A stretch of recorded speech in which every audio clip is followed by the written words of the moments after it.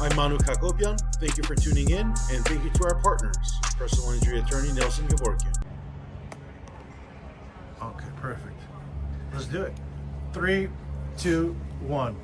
Hi everyone, we got Julian Chua here at the Brick House Boxing Club in North Hollywood. Julian, you prepared for some fights? Scrappy's in camp, Zurdo's in camp. Yeah. How's everything going? It's been great.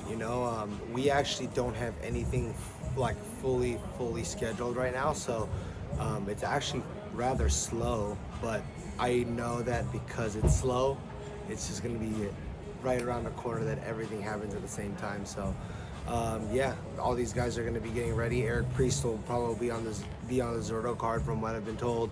Jordan Panthan may also be like prelims or something like that. So just enjoying the calm before the storm. Absolutely. You've already had a busy last few months. You guided Zurdo to a great 2024 campaign, making him a unified cruiserweight champion. And now it looks like he's going to be preparing for Dorquitos, who is his mandatory for the longest time. I'm sure Golden Boy will figure out the date and location for that. But how are you seeing that fight with Zurdo and Dorquitos? It's a great fight. Without giving away what I think we should do. I think overall it's a fantastic fight, fan-friendly fight. Dorticos doesn't have like a overly stick and move style. He's in there to get you, and then we love those kind of fights where we don't have to go searching for the guy, but I see Zurdo coming out on top. I could see him stopping him even. Dorticos is a durable fighter. He took some heavy shots from a huge puncher in Murat Gassiev. That was a couple years ago, but tough doesn't change, so I think that's just his nature. He's not a punk, so be ready for an exciting fight. I think that Dorticos is the first real puncher that we fought, that we're gonna fight in the cruiserweight division. Joe Smith was a puncher, but he was obviously coming up from light heavyweight. Gulamirian was strong, but I'm not sure I would consider him really a puncher. And then Chris Billam-Smith was more of a wear you down type of fighter with volume and body pressure and stuff like that. But if you're talking about one punch, not really either. So Dorticos is the first one, I think, as a cruiserweight that we're gonna deal with. So I'm excited, man. I'm excited for that fight. I know people want these big fights supposedly for Zurdo, but we want those too, but we have mandatories. You have to defend your belt against who our mandatory is, and right now that's Yuniel Dorticos. So that's my focus. Absolutely. And in all fairness, you can't go through murderer's row all the time as well too. Right, you got, like you said, you have mandatories, and Dorquitos is a credible challenger. Absolutely. He's made a lot of money with these step-asides that he's gotten, so I'm pretty sure he's looking forward to actually fighting Zurdo in this fight. How would you assess Zurdo based off of what you saw in 2024 and 2023, which was obviously not the best of year for him, but how would you assess 2024? I think 2024 was fantastic. There were great memories, and in this sport, a lot of times you don't know when someone is done, but when they're done, it's kind of obvious, and at least in 2024, Zurdo Ramirez has showed to himself, to me, to the world, that he's very much still in the game. He's very much still alive. He's very much still passionate.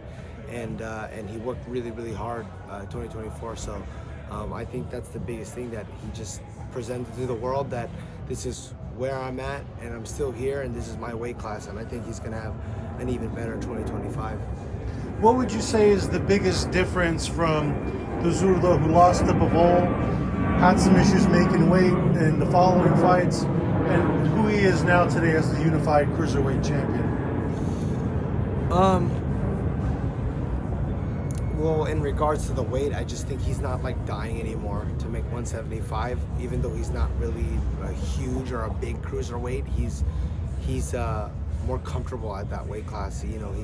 He's not. He has his legs, he has his power, he just feels good, and that's so important for a fighter going into a fight, that he feels good. And I think that there was a lot of challenges in 2023 personally that I'll let him speak about if he feels like speaking about it. That doesn't get spoken about enough, but you know, everyone goes through challenges. You know, even Bivol, I know he had his wife issue. He still performed tremendously in the first fight and tremendously this last fight. But yeah, I think he had a lot more personal issues in 2023 and 2024. He got to lock into his craft, and the proof is in the pudding. You know, he first cruiserweight champion from Mexico, first unified cruiserweight from Mexico, and I think he's just gonna continue to climb and accomplish great feats in this sport. We talk about Dorquitos who's coming up. If he gets past Dorquitos, who do you think is going to be the best fight for him on the second half of 2025? Seems like everyone out there could be there for the taking, from Jaya Pataya to David Benavidez to Arthur Beterbiev or Dimitri Bivol. I mean, it's a great time Even to be. Canelo. Even Canelo, absolutely. So those Jake 5 Paul, names, everyone. those 6 names, yeah, sure. Any one of them, any one of those 6 names, I like any of those fights.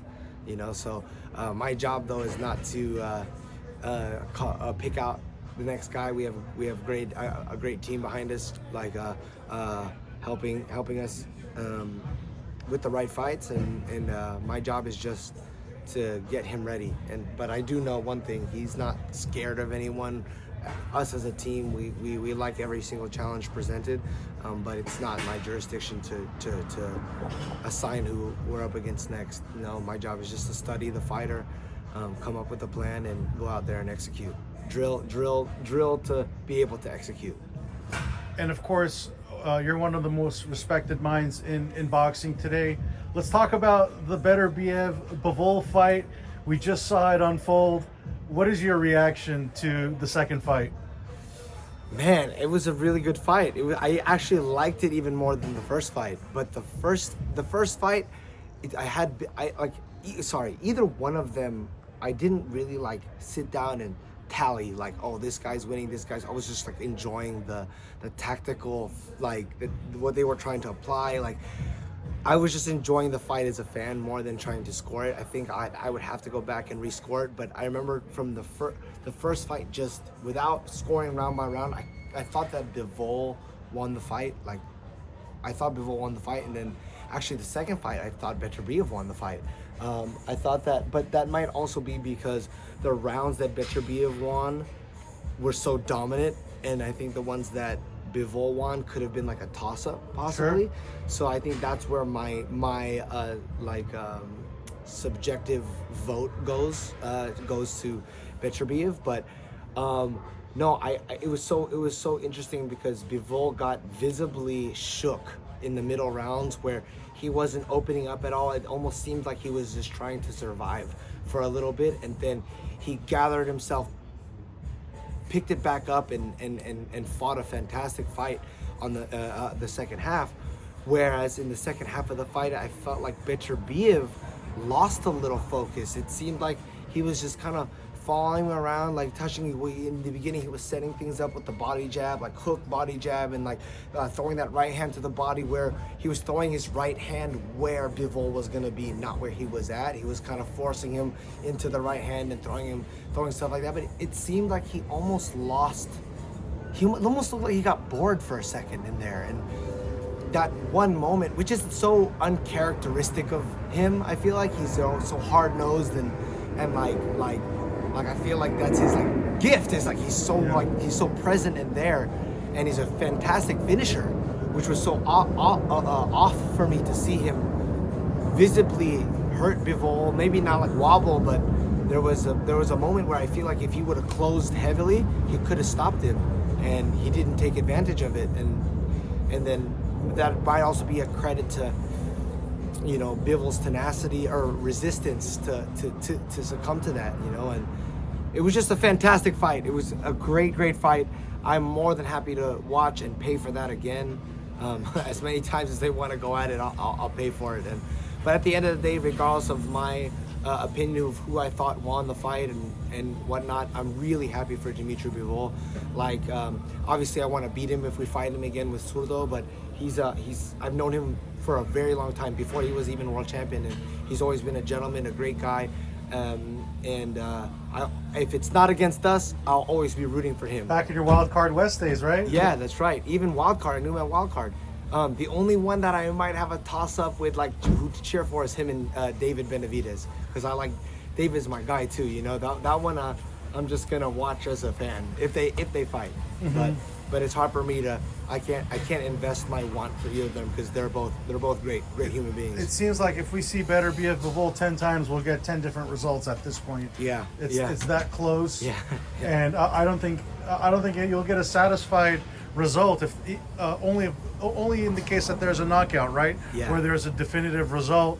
There's going to be these arguments as far as who won, who didn't. So I kind of think though that the further it goes, I mean, the one fighter that's kind of constantly defying Father Time is Beterbiev, but you know, someday that does catch you, and he's 40, and like I feel like like 10 out of 10 times you don't know who's gonna win, but as it keeps moving in age and stuff, I think that time I think that the time favors Bivol. So we'll see. It appears the trilogy could be next from what the conversations have been. But you're obviously an interested observer in this, right? Because Bivol has said he's open to moving up to cruiserweight as well. And you guys have 2 of the titles. Bivol did beat you guys at light heavyweight in 2022. The same year he beat Canelo, became fighter of the year. What do you think a fight between Bivol and Zurdo would look like at cruiserweight? I love that fight. It's a chance to right, like very few times you get a chance to right your wrongs in a way. Beterbiev gave him a chance to get it back, you know, and I think he'll give him a chance to get it back again for a trilogy, because I like the trilogy fight. The only one I feel sorry for when it comes to the trilogy fight is David Benavidez, because he's like been waiting for his chance at 68. Now that everyone's gatekeeping their belts at 75 for good reason. Canelo has no reason, in my opinion. Who are you gonna fight other than David Benavidez? You know, like David Benavidez is the guy. You know, like fight him. You know, but Bivol and Beterbiev, I don't want to call it an excuse. It's more of like they have the deserving alibi to continue to fight one another. It's 1-1. The sooner that trilogy happens, the better, because the last thing we want to see is like an old Beterbiev, just like kind of like, you know, it's just not, no one wants to see that. There's still enough juice left in the prime. Yeah, you know? We don't want them limping to the finish line. Correct. So I'd love to see them fight one more time. But the only person I feel bad for is David Benavidez in that situation. But yeah, my eyes are glued to this division, to the winners of these divisions, because Zurdo is they're possible opponents for us. But yeah, all those other names you said, we're open to fighting. So talk to me, Bivol and Zurdo. How does the rematch go? Hopefully us winning. I mean, you know, based off the last fight, I'm not gonna make any. I'm not going to put any what ifs in the plan. Like I kind of had like a, well, what if, not what if, I banked on Zurdo being able to get him tired enough to try to finish him late.